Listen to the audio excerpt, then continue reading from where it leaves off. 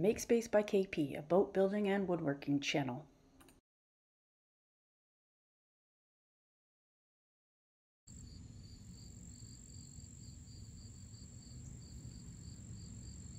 You're going to learn to assemble it using the book, and you can always call if you get stuck. And I'll refer to videos. And refer to the video. And I have your email. Yes, you can ask. You can ask. See it? No. Come on, I'll show you. Yeah. How long have you guys been putting the shop together? About 4 years now. All the screws is all. Yeah. And then all the small packets available, so we can actually see them at a time. This shop is so much bigger than my garage. Wow. It's amazing. Well, what's amazing Someday. This is a community shop by which people, when they're moving in, downsizing their homes, donate to us their equipment, and we refurbish it and make it work. And the things that don't work, we either recycle, or if we can make them possibly workable, we give them to EcoBill if we don't need them anymore. So cool. All of these jigs come from that book. I found this to be the best explanatory book. We have others, and you are free to borrow these anytime. We have carpentry, furniture, we have cabinet making, we have the kayak book, but you could do that. You don't have any dinghy building. No, we have we don't know how to build. John. Well, we better figure out a class then. A class on I'll how to come to build. We have the routers, because you're going to come up with some project that involves routers. Definitely. And you have like 6 routers. And 2 more back there. Yeah, it's more so hidden cool. around. I love this. So that's what we're up to. And if you're into jigs. Speaking of jigs, he made all of those. Oh, So, these are all John. I just finished going through here this weekend. This is a book of 200 jigs. I figured there's about a dozen in here that we ought to build for the shop at some point.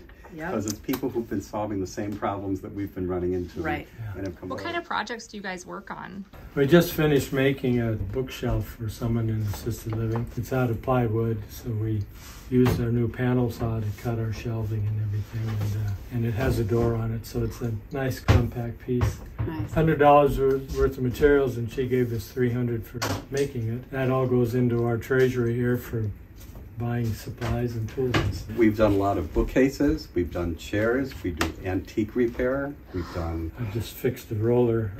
a rollator For someone yesterday. And So we do a lot of little fix-it things. as well We as built the art studio, did you see that? No. Administration asked us if we would build an art studio here after we did the wood shop. So we did, and we framed this all in.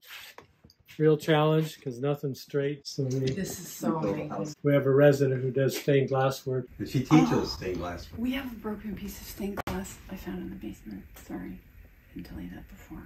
Has it been broken for a long time? Yeah. Oh, okay. The Protestant minister. Oh, yeah? Until I retired. Cool. The last 18 years I covered big regions in the country, like a bishop in other denominations. Okay. My title was conference minister. So over 18 years I worked with about 400 churches. And John... I was a conservative rabbi in a synagogue for 31 years. I served 2 congregations in New Jersey. How'd you guys get into carpentry? For me, I grew up with a lot of relatives. I was in farm country in Montana. A lot of my relatives do it all. So I grew up with that as a model. And then at one point, I stepped out of ministry and started a business with 2 parishioners of mine. We did home remodeling stuff. Then I got talked back into ministry in a big inner city church. I teased them later, they just wanted a resident contractor. We did like $2 million worth of restoration of this room. And then John can tell you his, but it's kind of parallel. And then we learned from each other as we keep going along. We keep reading, we keep watching videos. Right. I mean, that's kind of how That's how it works. we all learn, right? He did homework and then essentially built a synagogue when they ran out of money. So we put him to work building a city. Right.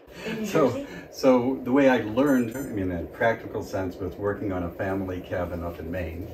I would be outside working on weekends, and the old men from down the road would come by, and they'd stand there. And finally, one of them would say to me, "You know, Johnny, there's an easier way." And he'd say, well, Danny, why didn't you tell me before? I go, didn't ask me. And this went on like a Bob and Ray routine for years. Note to self, find old Bob and Ray comedy routines on the radio. For years, as I learned bits and pieces from these fellows on how to really do things.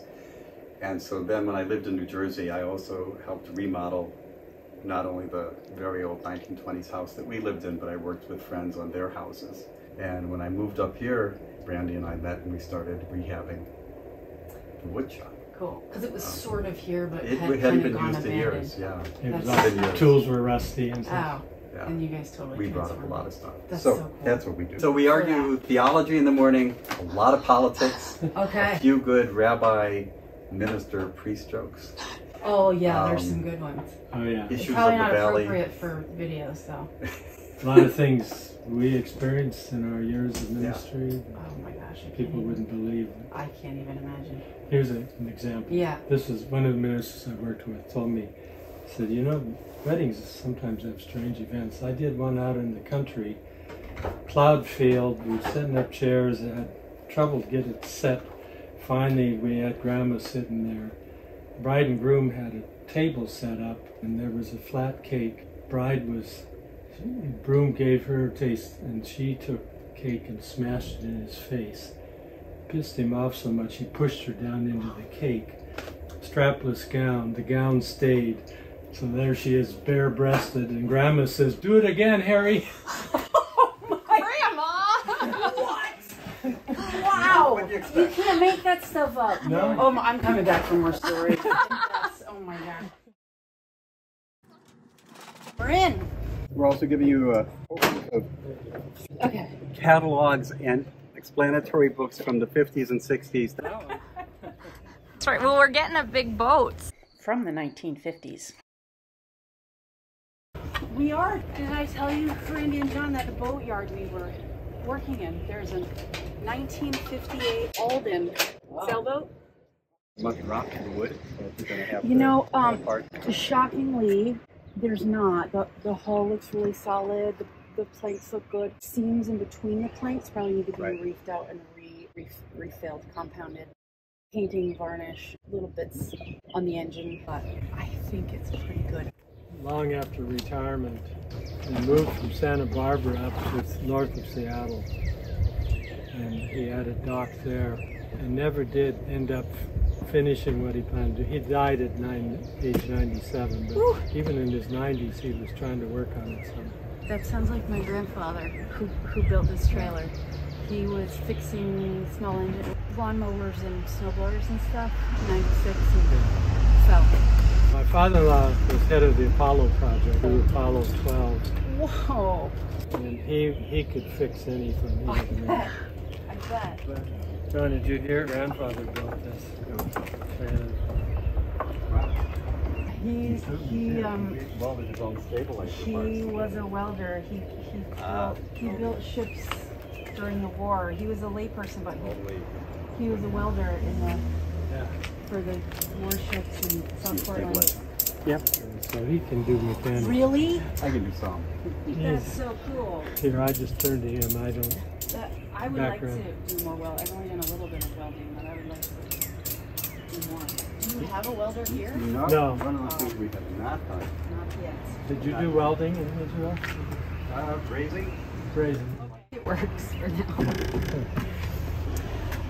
Well, thank Okay, you. great. This is so great. I will keep you posted on how things go. Okay. Yeah, Thank you keep us both. posted. It's- Let us know what books you need as you're going through the different parts of it. And All right. Thanks, Okay. guys.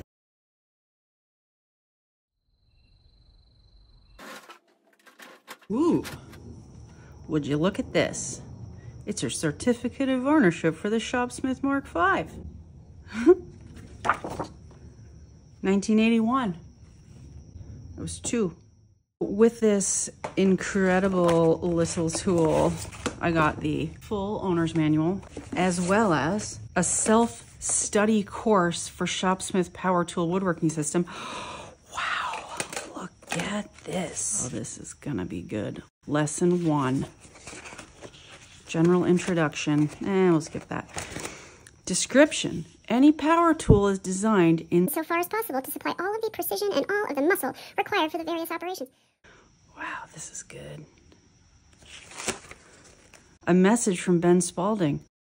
Never wear a necktie when working with power tools. Oh, never stand in line with any cutting tool. That's true. You never stand directly behind it. Secure all the locks. Yep. A few hidden gems. A Shopsmith published magazine. Not just that. Hands-on from November, December 1981. It was $1. It's economical. It's accurate. It's space stingy. If you have space, if you have room for a bicycle, you have room for a complete workshop.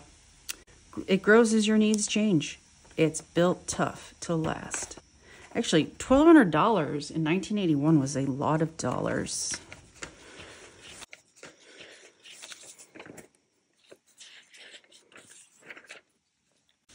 This is amazing. What's new? Ooh, not new, but dated. Why dated, you ask? Research Edward Said. Ask Smitty. Who's Smitty? What are we asking Smitty? What do you classify as the strongest wood glue? Some say hide glue. Others use only yellow glue, and so it goes. What do you think? I wish we could say there's one glue that works best, but that would make it simple. But your choice of glue depends on what you wanted the glue to do. Aliphatic resin, yellow woodworking glue, epoxy. Use Resorcinol. Oh yeah, Resorcinol. Well, that's a word you don't see much in print. Resorcinol. Yep. It's 1981, all right.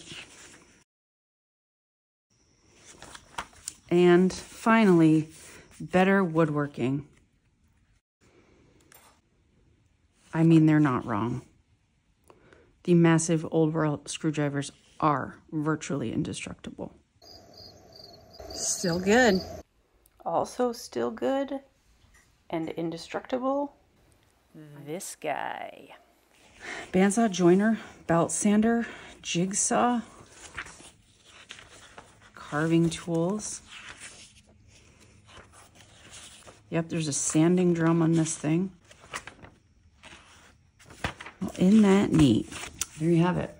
Well, friends, thanks for tuning in to my episode. And if you like it, subscribe and consider donating to my Patreon so I can restore Heron.